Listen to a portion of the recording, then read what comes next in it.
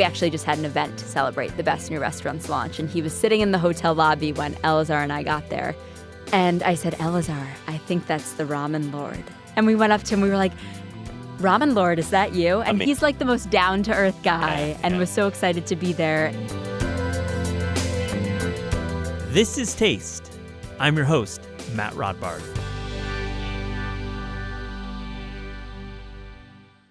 Today on the show, I welcome in two great friends of Taste, Raphael Brion of Food and Wine and Kassin of Bon Appétit. Each have released terrific issues going over the world of restaurants, best chefs, trends. We also talk about what goes into making these highly influential lists. There's so much work and detail and talent that goes into spotting chefs around the country. It's not as easy as you think. I really hope you enjoy these conversations.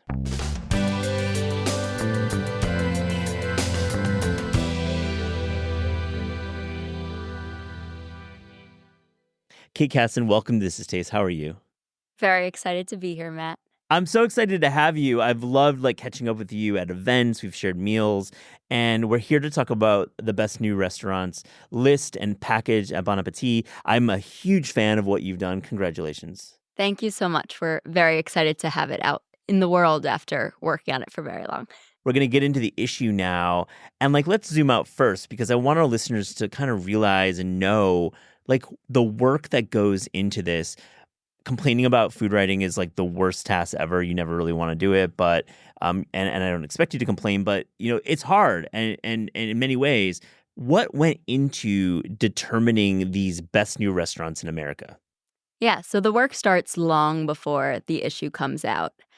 And I think I'm kind of the only one on our team who works on the project almost every single day, and that's not an exaggeration. When I first started working on the project 2 years ago, so in 2022, I was kind of brought on just to help with research. And Emil Stanek, who's one of our contributing editors, would Slack me and be like, I'm passing through the state of Texas. Between here and here, can you find me a restaurant? And as the process has gone on, by now, I work on it almost every day in the sense that, I have a master doc and I'm between reading press releases and local news and seeing people post on social media, I'm populating a sheet with basically every city possible in the country and where it's opening. And kind of, I just write the restaurant name, the month that it opened, and any kind of key if the chef is someone who we know well. So what's exciting about seeing the list finally come to fruition is some of these restaurants are ones where I've, written about the opening in our anticipated openings column. Some of them, we find right before we start to scout, but it's definitely a very involved process of research where, I'm populating this sheet basically starting in April, right after we start the previous year's cycle of scouting. Right now, my 2025 sheet, so for next year's issue, I checked is already 22 pages. Wow, that's incredible. 22 pages of new restaurants. And so what's the parameter to be in the 24 list? When did you have to have opened? Right. So we say March to March. Yeah. Which I think part of the reason why we have that overlap slightly is, each of us is going to a city. We can't go everywhere that last week of March. So there are going to be places, let's say, I went to Denver and Miami at the end of February this year. So there are going to be places that open in March, at the end of March, that we really want to consider and that we want to give that chance to be on the list. So that's why there's some degree of overlap. But the crazy thing is, this year's list was March 2023 to March 2024, and then it comes out in September. Yeah. So, that's print journalism where we need that time to be, photographing all the restaurants, recipes, stories. A lot goes into it besides just scouting and then the next day having a list. Do restaurants ever close after you've given them serious consideration? Does that happen? Definitely. I think, wow. We every year that I've worked on it have had a restaurant close at different points in the timeline, which is a really sad reality of working with these living bodies that are restaurants. But we try to find a way to give those restaurant shout outs in other ways, whether in our, best dishes recap or something else relating to the issue. It's really, really cool that you do that. And it really illustrates the fragile nature of restaurants when they're at such a high level that they're going to be possibly in this issue, but they close because for whatever reason. Do you feel like the ones that close, there's like maybe some real like local economics at play, or is it the chef moving on? Like, why do these restaurants close that you would think probably shouldn't? Right. I mean, we're considering these as best new restaurants. You'd think, oh, they're going to last a year. Yeah. It's usually external factors. Rent can be tripled. Yeah. That's honestly most often what it is. I think it's factors out of the control of the restaurant. Sure, sometimes chefs move on or, the team doesn't jive well together. But I find most often that it's, the landlord raises the rent or something having to do with the space that's just really out of the hands of these chefs. Yeah. And I think what's cool nowadays is they'll go on and they'll start operating pop-ups a month later.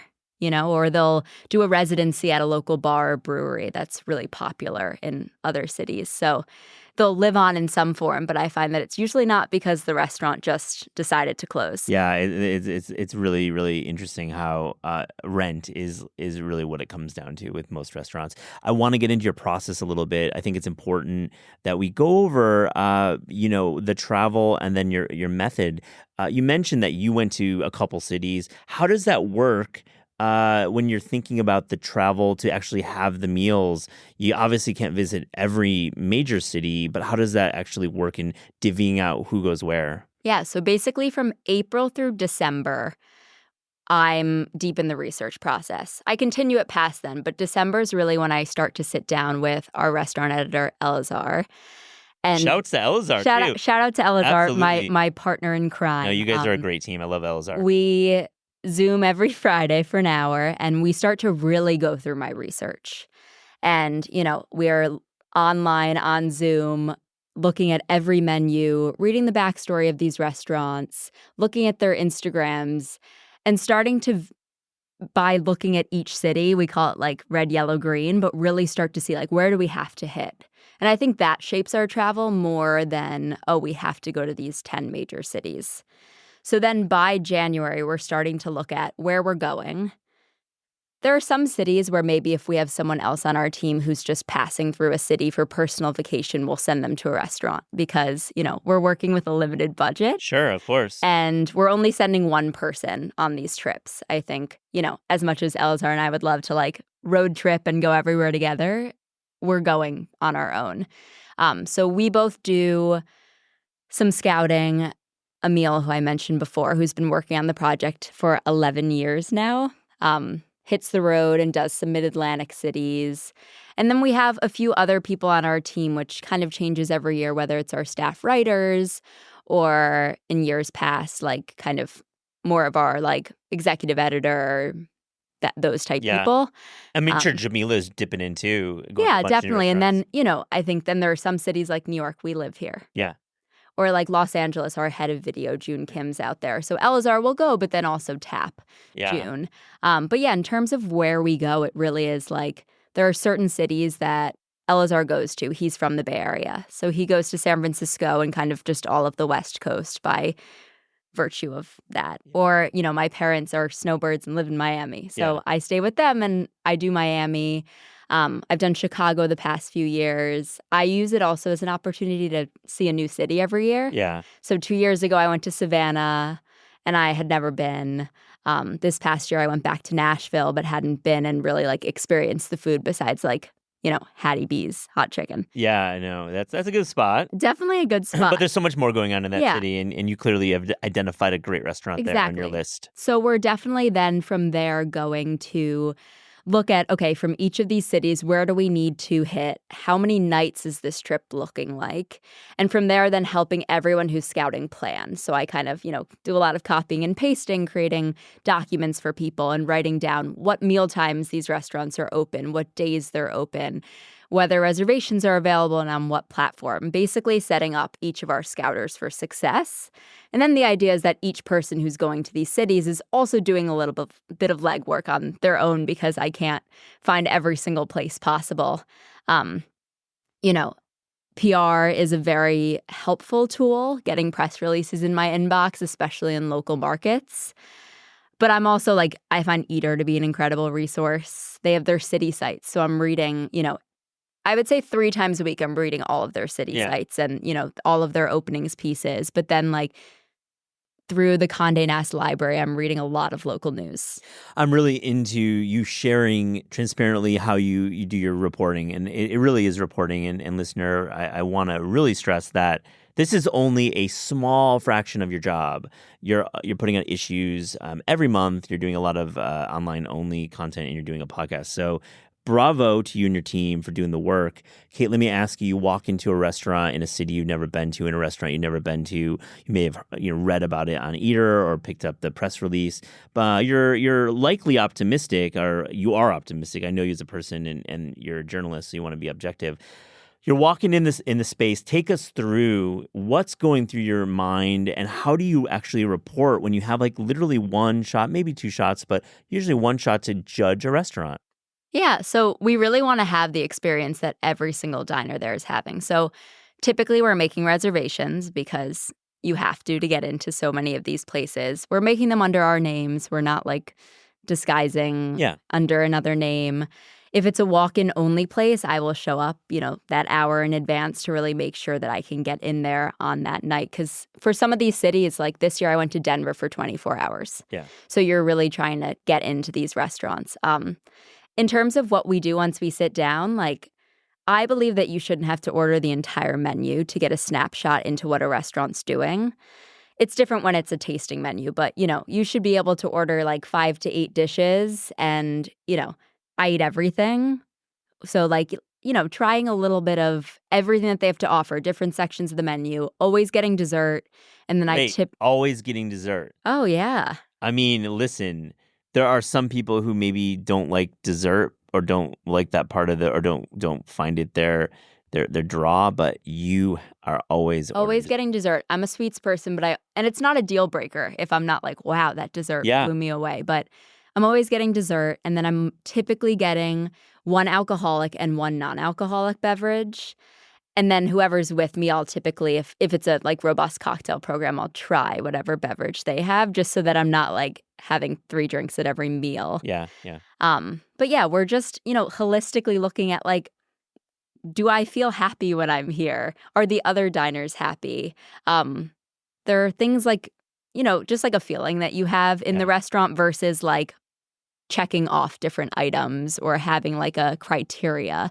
It's really Elazar and I both feel the same way. I will text him when I leave certain meals being the food was awesome, but the people were so nice. I love that statement. I think giving credit to front of house and service is needed in more food writing. Love that.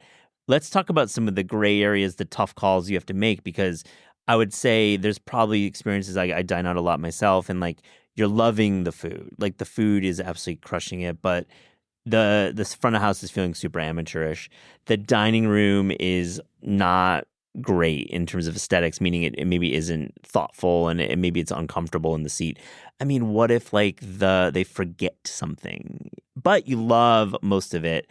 Are you grading on a curve in some ways if you feel like you've heard great things about it? I know this is a tough call and you can't really articulate it in a soundbite, but how do you consider these variables? So I worked in restaurants before I worked at Bon Appetit, which I think is helpful context in that every service doesn't go exactly the same, and every service doesn't go exactly how you plan. Maybe somebody called out sick.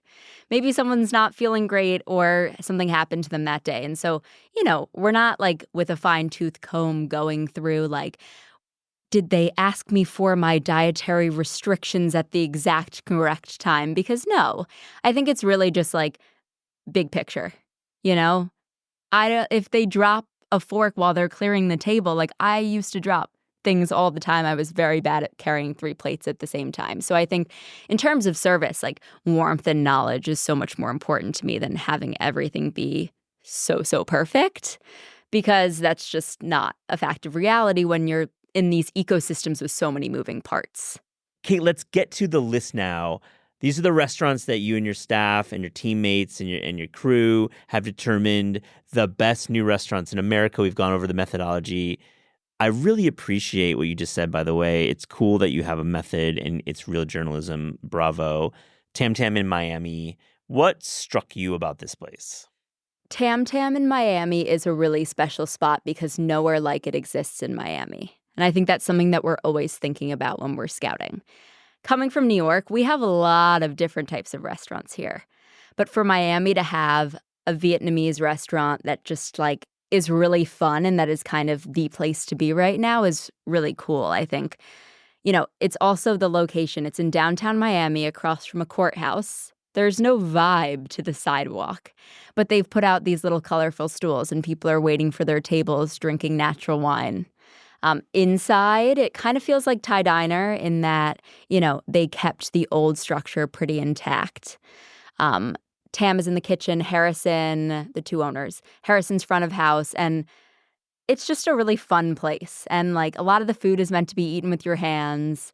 A lot of it is Vietnamese dishes that Tam grew up eating, but a lot of it's also, little subtle nods to their environment in Miami. So maybe they're using, fish or shrimp from the Keys, or they're using key lime in a dessert, or they have this like goat noodle curry, which is a nod to all the different Caribbean spots in Miami. But yeah, I went with my family, they're my favorite group to scout with, and we just had a lot of fun, and they're having a lot of fun. I think that's something that's really important when I'm looking at restaurants. Like, is the team enjoying themselves and having fun? Yes, it's work, obviously. You can only have so much fun at work, but it's a fun spot, and it's a spot that I want to go back to. Like, I plan to spend New Year's there this year. Very cool, and I think it's great that you have industry experience. I don't think you have to have industry experience to write about restaurants, but you understand that not every night is a great night. But generally, you can read a room if the leadership is presenting a happy environment, and of course, the contrary, right? Oh, definitely, yeah. The night that we were there, the power went out while we were eating dessert, but everyone was fine. Yeah. There was no freak out. We continued to eat our dessert. And you could just tell by the way that they reacted to that it was a fine place to work. Yeah. Everyone kind of laughed it over it a little bit. Columbus, Ohio makes the list with Agni. And I'm going to ask about this restaurant. But first, how do you end up in Columbus, Ohio? Likely it's a line on one of your spreadsheets at some point. But then you have to commit to going there. How do you end up including this list? So two things. One, the scouter who went here did Columbus, Cincinnati, and Lexington, Kentucky. Yeah. Kind of bang, bang, bang. I learned a lot about geography doing research for this list of kind of what cities to pair together. We were simultaneously scouting for our best new bars list when doing this, and there was also a lot going on in the bar space in Columbus and Cincinnati, and I'm not sure entirely how I found Agni. I think it might have been that like someone who I follow on Instagram had posted when they opened. And it's as simple as that. I think we really do try to hit anywhere in any city that feels remarkable. And so whether it's Columbus or whether it's Chicago, we want to send someone there. It's cool that you have an open mind. You obviously can't go to every market. I mean, Hudson Valley is getting a little neglect, I would say, but I'm Cafe Mutton was on our list two years ago. Yeah, great place. I love that. I voted for it in the Beards. I love that spot. Now, let me ask you though, Ohio, this restaurant, how is it reflecting Ohio? What's going on here? So I don't know if it's reflecting Ohio as much as the team. Got it. And it's one of those restaurants that I think when you first read the website or the press release or, the whole global influences is, you never know what that's quite going to be. But what's really cool about the menu at Agni, and it's kind of quasi-fine dining or fine dining, is everyone on the team in the kitchen is having influence of what's on that menu. So a lot of the different dishes come from the backgrounds of the different people in the kitchen. So, you might have a dish that kind of leans more Indian flavors. You might have a dish that leans more Italian flavors. But, in the tasting, you're kind of getting all of that. And it's really just reflecting that they're all sitting down together and sharing their culinary experience. Very cool. So it's a tasting menu, and there's food from all over. It's like, I would call it maybe a version of New American, just from what you've explained. I got to make it to Columbus. So it leads to my question, Kate, about the research that you are doing for the upcoming list. Is there a city that you may have gone to briefly for the 24 list that you're like really excited to go back to, maybe give a closer look in America? I ask this question because we're always thinking at Taste about where we want to write about as well. So I'm kind of taking this opportunity to ask you a city that maybe is really exciting right now. Yeah, I think we take for granted in New York or other major cities that like every minute there's a new restaurant opening. But in certain other cities, it's kind of year to year that there's going to be more stuff. So, for example, Detroit, 2023, we had Ladder 4 Wine Bar on the list, which is a really special restaurant. It's in an old firehouse, and Chef John Jelinek there is having a lot of fun in the kitchen. You know, they leave the beak and the claw on in any of the chicken dishes. They're working with local Detroit, you know, suppliers. It's a huge industry spot. And that was such a remarkable spot that, like, you know, will live rent-free in my brain forever. This past year, I scouted in Detroit, but this next year, so 2025, there's a lot opening that I'm really excited about. I went a few weeks ago to Vecino. It's a new Mexican place that's doing, you know, like nixtamalization in-house.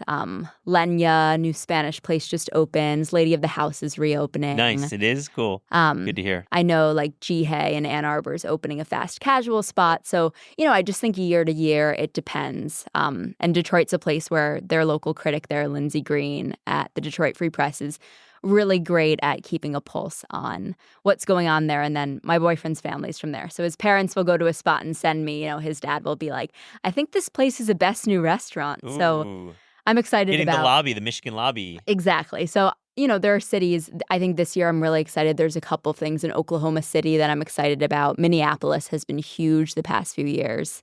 And I'd like to go there. I've never been. So yeah, I think each year the cities that we go to change slightly based on what's opening.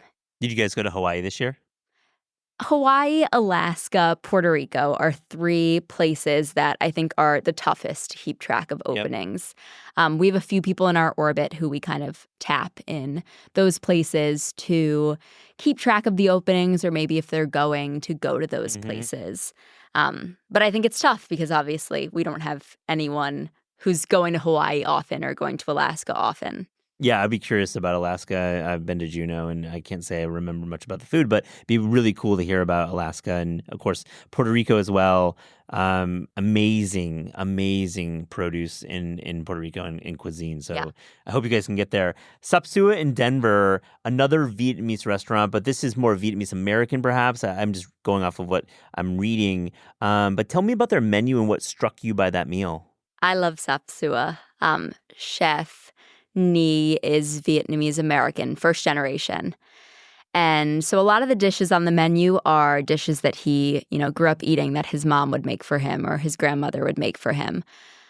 But kind of the more American part, besides, you know, his upbringing here, is just everyone else on the team. Kind of similar to Agni. They list every single team member's name on the bottom of the menu. So both front of house and back of house. Everyone from managers to bartenders to servers are on that menu, their name at the bottom. And a lot of these dishes are inspired by the team members. So what's really cool is, you know, we have recipes in the restaurant issue, and which is always a tough thing to achieve because we want restaurant recipes that are accessible to a home cook. But we worked with Sapsua, one of our test kitchen editors, Shilpa Uskokovic, worked with Nhi and Anna, the two owners there. And, you know, one of their dishes there is this scrambled eggs that's laced with brown butter and fish sauce and topped with trout roe. And it's a recipe that, you know, Nhi says he ate growing up, but their CDC, Ben Carolan, was the one who conceived the dish. And we adapted it a little bit. We don't have people at home putting trout roe on their scrambled eggs.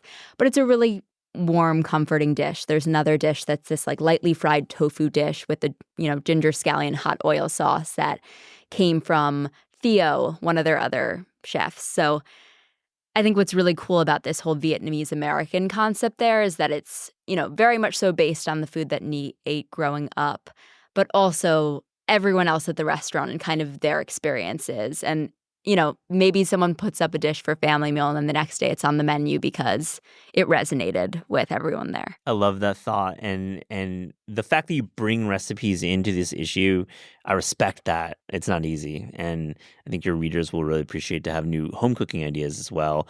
Karima was new to me. It's a New York City restaurant, makes the list. I checked Resi yesterday, and there were a lot of spots open. And I'm saying that not to try to be shady, but I'm just saying this is clearly an incredibly cool restaurant. I am booking there probably in October. I hope our New York City listeners will listen to what you have to say about Karima because it sounds incredible. Yeah, so Karima is on the Lower East Side / Chinatown / Dime Square. And it comes from Chef Fidel Caballero and his wife, Sophia. And Fidel cooked at Contra. So I think as soon as I read that, I was like, okay, it's going to be, on the more like experimental, fun, beautiful very much food so. side. And they have both tasting and a la carte. And it's similar to Knox, which it's, tasting menu in the back and a la carte in the front. I really like that model because I think it just makes it that much more accessible for people to go and spend the amount of money that they want, which in New York is difficult, only because, it's also a sub $100 tasting. Yeah. And you're getting a really generous amount of food. I loved seeing that price point, and we're working on a piece about tasting menu pricing structures, and that really resonates with me. Yeah, and, they're doing this sourdough flour tortilla that it's kind of scallion pancakey. Luke Fortney, when he was at Eater, did a story on how they make it basically on the bottom of a wok. And they bring it with this like chile ricado negro butter. There's these like udon noodles with cuttlefish that comes in a broth. But it's not fussy. Like, yes, it's a tasting menu in the back, but it's, I think because of the a la carte also, it's very laid back. It feels like a place like I went with a friend for the tasting. I brought my family for the a la carte. The drinks are incredible. There's an uni gin sour, which, creamy from the uni, but not overpowering.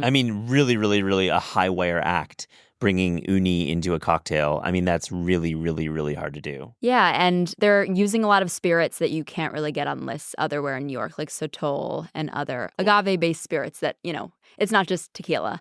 But yeah, I would say I love that at Karima you can have a lot of different experiences. You could go and sit at the bar and have like the wheat lacoche quesadilla and 2 drinks.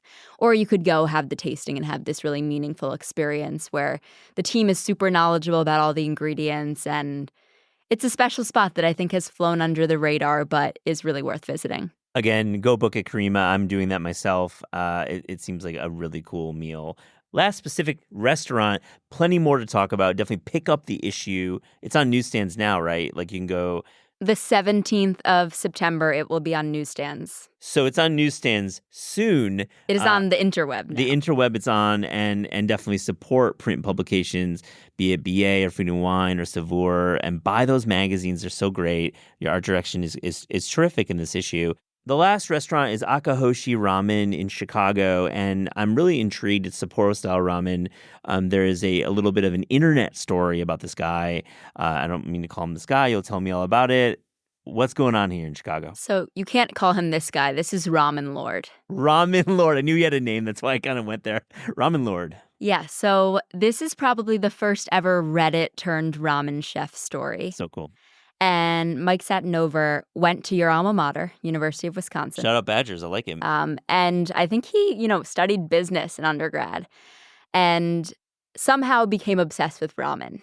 And through Reddit, I'm not a Reddit user if you can't tell, basically started to chronicle his quest to make a perfect bowl of ramen. And he is not a gatekeeper. He was publishing every single little, like, I tried this and I tried that for about 10 years. And late last year in December, opened his own ramen shop around Logan Square in Chicago. It's just a ramen shop. And I don't mean that in like it's just a ramen shop. I mean that in there's a counter, there are a few tables. The menu is not fussy. It's like 4 bowls of ramen. Sometimes there's a couple bowls of ramen, a couple rice specials. There are some add-ons, like you can get an extra egg or an extra slice of fatty pork. But you're really there to eat ramen in this, so-called almost temple from Ramen Lord. And he is there every day, blowtorching every single last piece of pork. He's using a refractometer. It's scientifically perfect to measure the viscosity of the broth.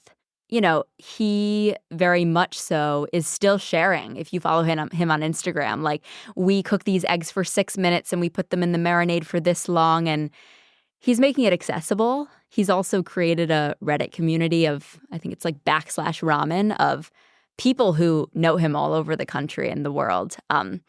We actually just had an event to celebrate the Best New Restaurants launch, and he was sitting in the hotel lobby when Elazar and I got there. And I said, Elazar, I think that's the ramen lord. And we went up to him. We were like, Ramen Lord, is that you? And he's like the most down-to-earth guy and was so excited to be there and, has like 50,000 followers on Instagram and even more on Reddit. But it's so cool to eat somewhere where it's just a ramen shop. But like, I walked away and I was like, that is the most perfect bowl of ramen I've ever had. And like, you're booking 5 weeks in advance if you want to book. Open table. I think it's 12 p.m. CST, 1 p.m. EST, because I set like 10 reminders to make sure So you were able to book there? Yes. Excellent. And my friend who I was going with, I needed to bring 2 other friends so I could try all the different.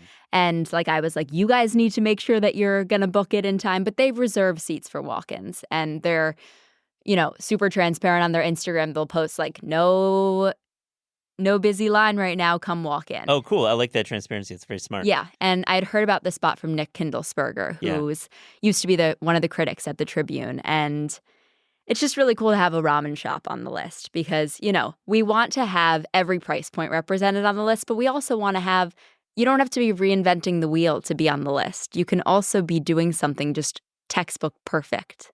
I think that you really illustrated how when you look at restaurants, you're looking at many elements, but you're not like over-indexing for one or the other. This is clearly a place that has a lot of great context. It's a great story to write, but of course, you just said it's like the best bowl of ramen you've had, and it's Sapporo style, right? It's a different style. How would you describe what's in the bowl? Yeah, so the main 2 kinds, the akoshi miso is kind of what you right? have to get. And it's like one, that thick broth that you can tell has like just the right amount of fat in it. The noodles are slightly different. They have 2 brothless ramens and then 2 ramens with broth. And Mike posts about the flours that he's using from, local Illinois or local Midwest farms.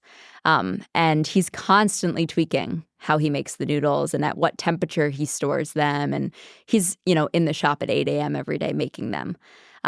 So I tried there's like kind of more of like a Dan noodle style brothless one. And then the soup noodles. And they make 2 different kinds of noodles. So they're making like more thin and crinkly ones. But then they're also making like more of a thick noodle. I need to get on Open Table 5 weeks in advance. Or you could just show up. Or show up or check out. And sit at the counter. You might even get your bowl of ramen presented by the Ramen Lord himself. Ramen Lord. Let me ask you a simple question. Is there like an alumni member from the previous issues you've worked on from Best New Restaurants that you go to the most? In Miami. So last year, Maddie's was on our list in Miami. It's Chef Valerie Chang. And my parents, I think, go there like every other week. It's like their dining room. But I would say I probably go there the most, even though I don't live there, only because it's Peruvian. And I find we don't have that as much in New York. And man, is that food good. Maddie's in Miami. I love that pick. It's such a terrific list that you've published this week. And Kate, I want to have you back and talk about more of your discoveries. On This Is Taste, we ask guests about their discerning taste. So to close this interview, here's a little rapid fire, fast and furious taste check. Are you ready? Yes. Okay. The best fruit. Oranges, specifically in the winter, Sumos, Caracaras, like the luxury oranges. That is the right answer. Truly my favorite fruit. Truly Sumos when they're right. It's truly any mandarin if you catch them in the right state. You have passed this test. Not that it's a test, but great answer. The worst vegetable. Everyone says mangoes. Everyone says mangoes because they're right and mangoes are great, but I love mandarins when they're hitting right. The worst vegetable. Brussels sprouts.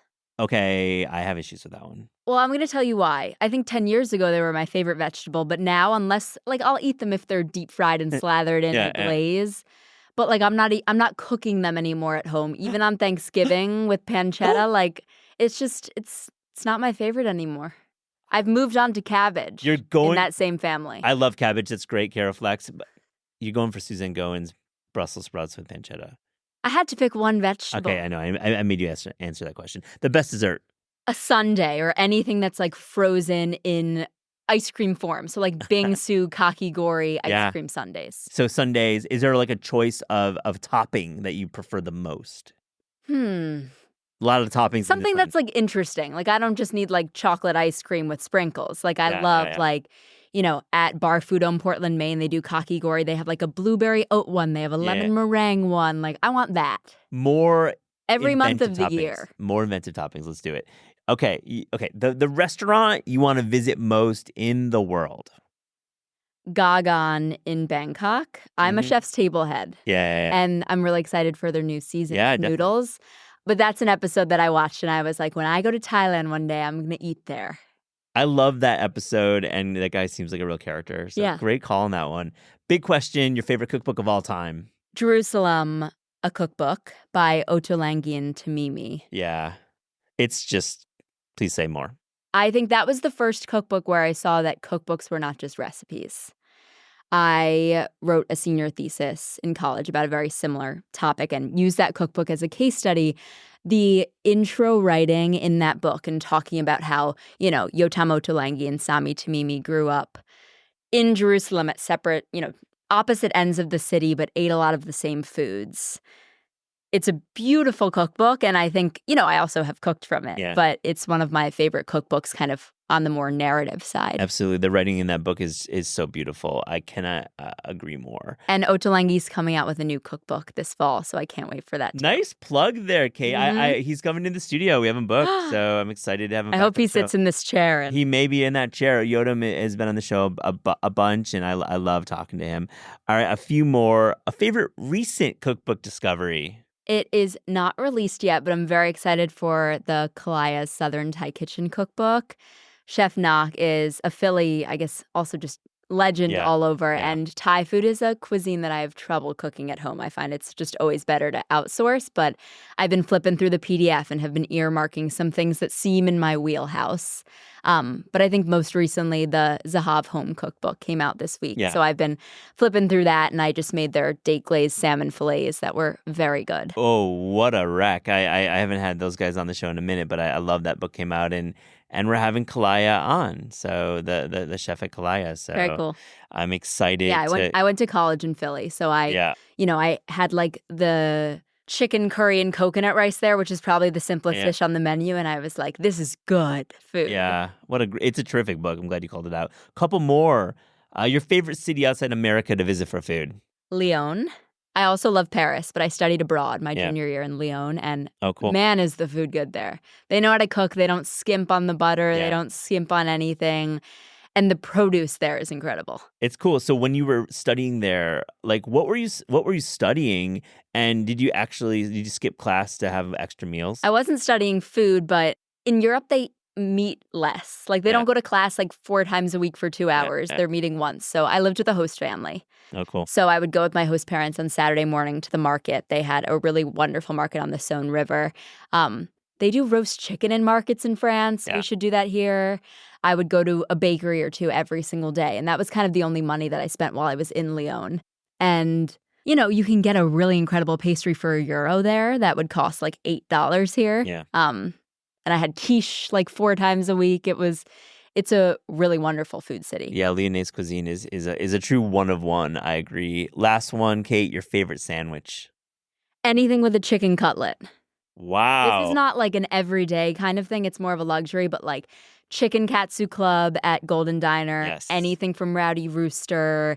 If you go to an Italian deli, like chicken cutlet with mozzarella and pesto. Yeah. Oh, pesto, not red. I love going green, not red. Oh, yeah. Fully agree with you. And then, Mama's too does really good chicken cutlet sandwiches. I've only had the pizza there. During the pandemic, they were doing every Wednesday. You know, it was like on focaccia, and it would be like a chicken cutlet with vodka sauce, and it wasn't like to have every week or every day, but anything with a chicken cutlet. I love it. Okay, Kassin, thank you so much for joining This Is Taste. You're going to come back, I hope. I will be back. I live in the same city as you. You do. We're going to do it. Thanks.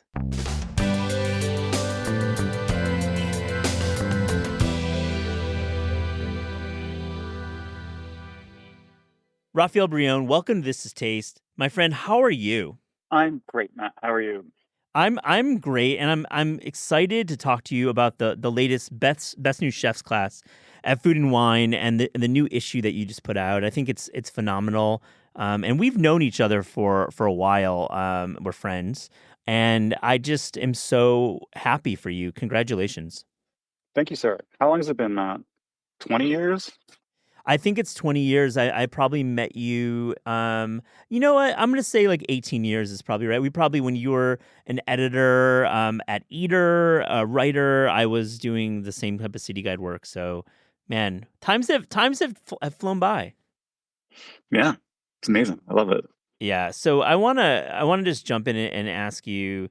We have the best job collectively, traveling and eating at restaurants. I get to do it myself, but really, I have it easier than you. And complaining about anything food related is silly. But really, I want to hear about how much travel, how many meals, how many states went into the reporting for your best new chef class, and just really this issue in general. I basically lived on the road for a few months straight, except for quick runs home to do laundry. I think it was probably at least 25 plus cities. That was basically just hopscotch around the country, one-way flights, bopping around one city to the next. Often making reservations on the plane as I was to the next city. Was amazing. But really, it was a lot of me, but it's also just like a big group effort. There was a huge like scouting committee that included, like our just a bunch of Food and Wine editorial staffers, including like our chief Hunter Lewis, our executive feature editor Kinsman, and beyond. And then we also included this year, I believe for the first time, Best New Chef alumni, including Kyle Velez and Chris Shepard as sort of part of the staff committee.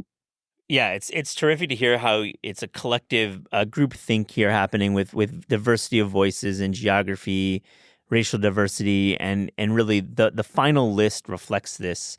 And please, I have to say it, pick up this issue. It's on It Stands Now, or read the online version of it because it's terrific. It gives us a sense of emerging voices in cities around the country. Were there any, when you started this job, were there any cities that you were just really excited to dig into? Man, LA is amazing, right? LA could be its own country. It's kind of mind bending what you can, just the huge diversity of cuisines that are available. It's essentially its own city state, and I could probably come up with a list of best new jobs alone for LA. But yeah, like that, I could spend weeks in LA.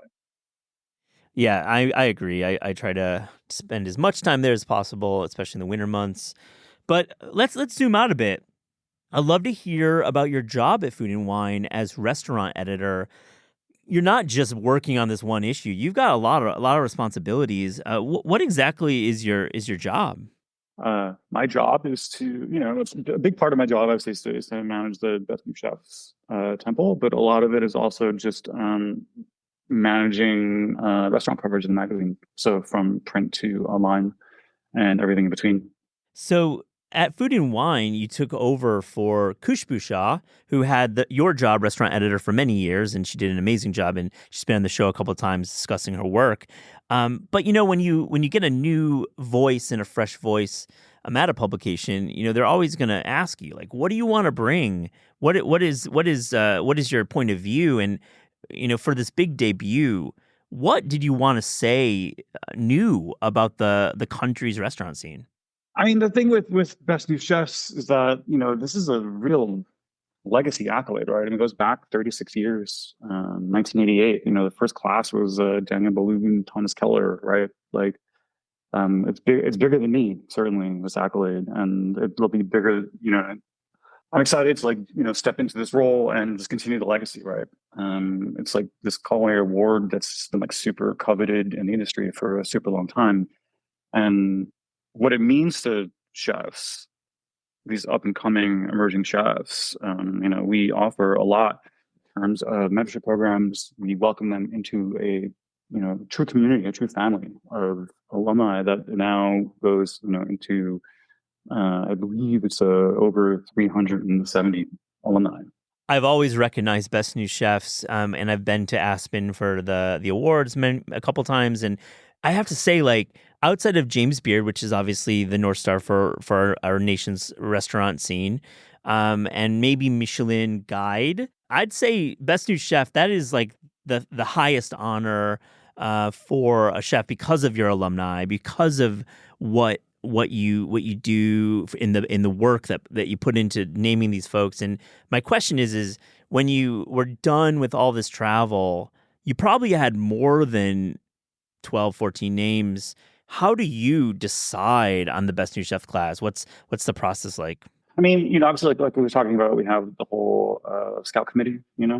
Once we finished all of our scouting, we convene and we put, the lot of us in a room over the course of 2 days, and we basically just lock ourselves in the room. We hash it out. It's all very respectful, but we don't throw chairs or anything. But over the course of 2 days, we figure it out. I mean, I'm sure knowing you and your fiery opinions, maybe you didn't throw a chair, but maybe threw a can of La Croix at least. There was no La Croix throwing, Matt. But yeah, of course, like we're passionate people, and that's the thing is that we all feel incredibly strongly about food and chefs, and so, but it's all congenial. We're all colleagues. Yeah, I know, and really, it's the magazine that represents. It's not the Raphael list; it's the Food and Wine list, and I get it, and I have tremendous respect for Food and Wine and the work you put into these lists, and your issues. Let me ask you about a couple very memorable meals that you had on the road. You and I shared a meal at the beginning of your journey. I don't know if you remember back in New York. You just had the job. I mean, it was crazy. I love that we're talking now because I think it was like day 2 of your job, and we had a meal that it didn't make Best New Chefs, and it was fine. But let me ask you about the most memorable meals, because I was thinking at that time, talking to you and having a meal, you're going to have a lot of really crazy experiences on your journey, and I'd love to hear about a couple. The one that blew me away the most is probably a mural in St. Paul. Chef is Karen Tomlinson. They offered like 2 menus there. So one is a sort of a very elaborate, multi-course tasting menu that celebrates sort of foraging and local farmers and everything. And then they also offer sort of a more a la carte option. And it's this sort of food there. It's very like understated fine dining. It blends like so many elements. There's Minnesota, there's Scandinavian, there's peasant French. I think she calls it Grandma Chic, and everything is just incredibly subtle. It's very quiet, over time, it's the kind of meal that will just bowl you over, and by the end of it, you're just completely like flummoxed and overwhelmed by what happened to you. There's never one specific thing that was the fireworks, but it was just a big collective gasp at the end. When that happens, and I know that feeling when you're just like at the end of your like, wow, we just were blown away, and I recognize that feeling. It is rare. Give us another meal that you really found to be memorable. Have you ever been to Rafts, Matt? I have been to Rafts. Rafts from Mariotia and Kamarimak in New York City. It's this sort of menu that bounces between France and Italy, and it's just head spinning. They managed to somehow incorporate these two and have these two like very different kind of cuisines but come to conversation with each other, and the food is just lights out fireworks. Yeah, those guys are really. I'd love to have them in the studio. I'm just gonna say that. I know Eliza's a fan as well. Let me ask you about your process, because I'm really interested in this because it's hard what you do, and I recognize it. You just you're on Delta, you just made your Resi Rack, you're about to land, and you're going to go to that restaurant in a couple hours, and you're brimming with optimism. I know you as a person, and I know you want to like everything. It's kind of like your demeanor. You're not a hater, and but when you go into a restaurant, you step foot. How do you judge this restaurant? You have this one shot. I know you have your colleagues going to other, second visits, et cetera, but really you yourself have one shot. How are you assessing the restaurant on one meal? I mean, I go in like any other diner, right? Like, I don't tell them I come in. I invite friends along. We try to order like normal human beings, sometimes we order maybe a little bit extra just because we just want to try more. But I do my research ahead of time, like any normal person might. Like, what should I order? What should I get? What is the restaurant known for? What is the non-missed dish, right?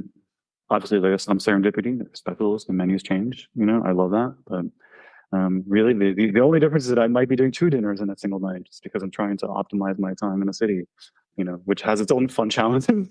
But yeah, it's not any different than anyone else. Are you preparing notes? Are you researching the restaurant outside of it being named as a place to visit? Or do you want to go in with like an open mind and not be colored by other press? I try not to overdo it on reading outside press. I don't want to be too influenced, but obviously, like, I just want to know what's going on, like any normal person might. No, I think that's fair, and that's how I do it as well. I think definitely having that open mind and not reading too many reviews before is a great way. I want to jump to Erica Council in Atlanta, Georgia. I've love Erica's cookbook that she published about biscuits a year or so ago. It's a terrific read, and I've been to one of her pop-ups in Atlanta years ago. And you give Erica's a full Best New Chef honor, which is well-deserved, and I'd love to hear your thoughts on Erica. Erica's Council's biscuits, they're legendary, right? Life-changing. She hails from this long line of restaurateurs and home cooks. Her grandmother, Mildred Mama Dip Council, opened the enduring soul food restaurant Mama Dip's in Chapel Hill. She originally started as a computer scientist, and she started Bomb Biscuits, a series of pop-ups, which you've been turning into a delivery service during the pandemic, which devolved into a food stall, at a Darwin Street Market, until finally she opened a brick and mortar. But I mean, the beauty of it is it's very, it's very humble and hearty, the biscuit, right? The Best New Chef's list is expanded from its fine dining origins, and it includes much more broad and diverse set of cuisines. So whether it's barbecue, tacos, or biscuits for the first time, right? I think that it's great. It reflects the sort of, ever-changing landscape of American food and culture. But then it also speaks to Erica's, talent and technical ability. These biscuits will change your life.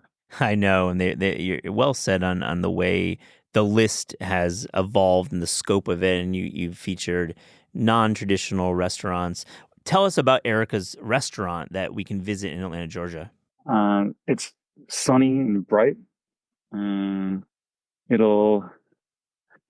think it's funny that the first time I went, one of the servers was like, "So you got any allergies or anything you know about?" I was like, "No, I'm good." He was like, "That's awesome." And then he patted me on the back. So it's the vibe in there is truly family. There's a true comfort there. Yeah. What's the name of the restaurant? Bomb Biscuits. Bomb Biscuits. So it's the proper Bomb Biscuits, and that's in Atlanta, Georgia. Let's transition to Los Angeles, the city that you speak so colorfully about, and I fully agree. It's it could be its own city state. And you name Holy Basil as a Best New Chef, the team there. I'd like to find out. I mean, Los Angeles has got, and the area surrounding Los Angeles has got so many incredible Thai restaurants. And really a long history of them, and we could go do a whole show on Thai restaurants in Southern California. Holy Basil stuck out. Why so? The food there is just sensational. It's a genre bending. The chef Dio there at Holy Basil, he grew up in a Thai Chinese household, and he spent time growing up in India. So there are all these influences that kind of all come crashing together at Holy Basil. And then it's also Los Angeles, California. So he's taking influences from there too. So he's also incorporating Mexican flavors. So there are just dishes there that you just wouldn't find anywhere else. Like whether it's LA, California, or the world, right? There's just these radically creative dishes, like a Thai-inspired aguachile, or he makes this amazing yellow curry rigatoni. There's this sort of like delightful new school mashed up pasta that has, Indian and Chinese influences that gets topped with Szechuan peppercorns. I don't think there's any other place on the planet that serves this dish. I think I clearly mischaracterized this restaurant as a Thai restaurant. That feels very short-sighted for me, and it seems like it's just a modern restaurant operating in California. The way that California restaurants we love them for, the reasons we love them for. Right. I mean, I think that, they also they do the Thai classics as well, but I think it's the sort of the genre bending modern interpretations that come alongside. Can't wait to visit. It's absolutely at the top of my list for visits to Los Angeles. This is a big one, Raphael. You live in Austin, Texas, and covered the state of Texas as an editor at The Infatuation. And so Texas, and obviously there was going to be a Texas selection on this list, but you landed on Goldie's, and I've not been there, and I was really intrigued by this choice. And tell us about Goldie's. Goldie's in Fort Worth, from three young up and coming barbecue pitmasters, Jalen Hurd, Wayne Milton, and Johnny White, and they spent years of their lives training at some of the best barbecue spots across the state, including like Franklin and Micklethwait. And then they bootstrapped it together. I mean, they found this old school barbecue joint that's on a dusty road from a huge landfill. It's amazing. And they just opened their thing. The food is brilliant. The way that they execute the food is from a place of real heart and knowledge. It's when you hear them talk about what they're doing, the knowledge of the barbecue history is so deep and rich, and they're able to just execute so perfectly. I think it was Daniel Vaughn, the Texas Monthly barbecue editor, he described it to me, and he said, sometimes like a perfect cacio e pepe is a perfect cacio e pepe, and that's what's happening at Goldie's, right? The brisket is just beautifully and perfectly executed. The sausages are beautifully and perfectly executed. I remember when I asked them about their sausage process, and I said, what does it take? And they're like, it takes about 3 days. I was like, and they're like, it's easy. I was like, 3 days? So they have just developed this like innate understanding, and that comes with doing this over and over and over until they finally like capture like the true spirit of it. Man, you've set it up so nicely, and really I've not had Fort Worth on my list of cities to visit for food, and apologies to any locals there. I feel like I need to go there. But let's talk about Texas in general. What's going on in the state? Why, and it's a broad question, but you live there, and we were down there about a year ago and did some podcasts down there.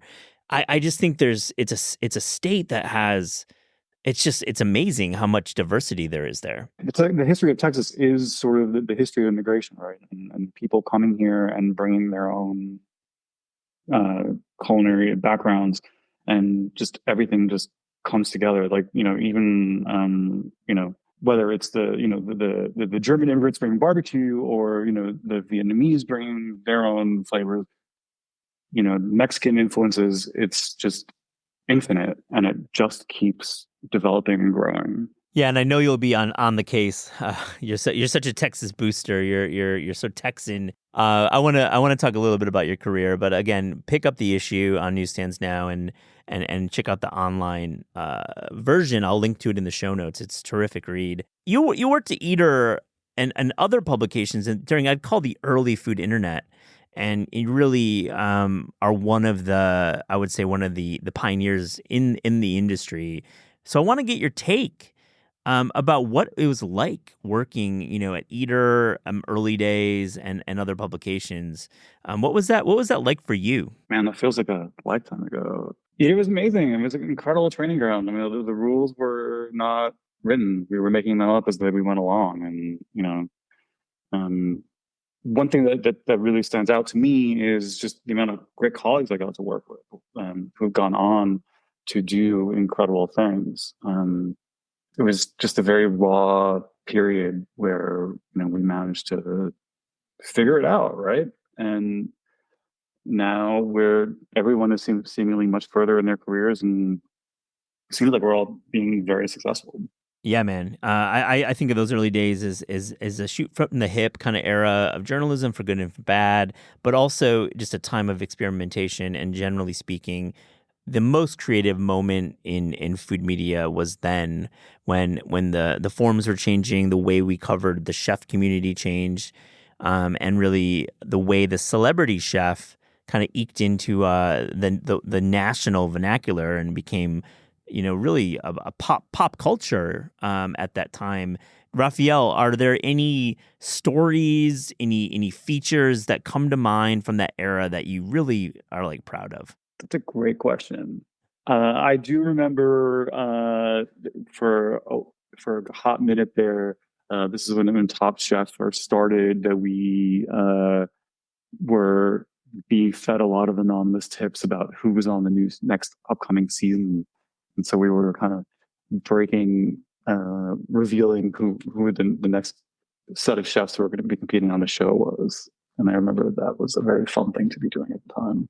Yeah, like the real palace intrigue of the casting for Top Chef. And at that time, just for context, the casting was, I felt way more professional in a way, not to diminish the skills of the current cast, because everyone's a professional. To be in that show, you have 6 skills, but it felt like maybe it was like they were just tapping local New York and LA chefs more. So like there was real like, oh my God, that guy who works at Budokan is now on the show, and oh hey, this guy Dale Talde, man, he's this guy I've seen around. He's on the season. Of course, Dale Talde has risen to incredible heights. So many examples. Food and Wine does just such a great job with international coverage. And have you thought about expanding this internationally, Best New Chefs? I mean, never say never. I think right now, Best New Chef kind of just focuses on like the best new chefs in America. I mean, it's kind of the crux of the list. We do have a whole new accolade that we launched a couple of years ago called Food and Wine Global Tastemakers that focuses on international travel and dining. So that's a great place for that to live. But certainly, maybe one day anything's possible. No, I like that. I forgot about the Global Tastemakers program. Very, very cool to see, because I know we think about international travel a lot, and to get Food and Wine stamp on international is cool.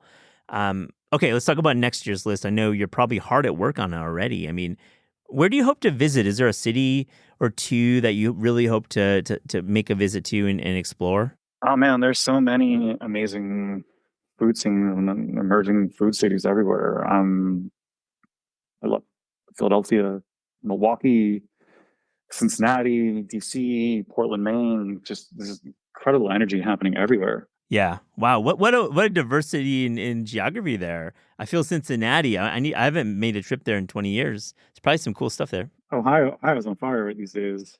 Yeah, man. I'd love to hear that. I'm going to have to stop by.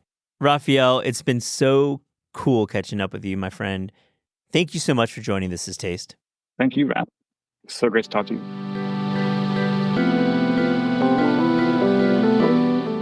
This Is Taste is hosted by Eliza Abarbanel and me, Matt Rodbard. The show is produced by Shalia Harris and Pat Stango and edited by Clayton Gumbert. Theme music by Steve Rydell. Visit Taste online at tastecooking.com and make sure to subscribe to our newsletter for updates on all cool things that are happening.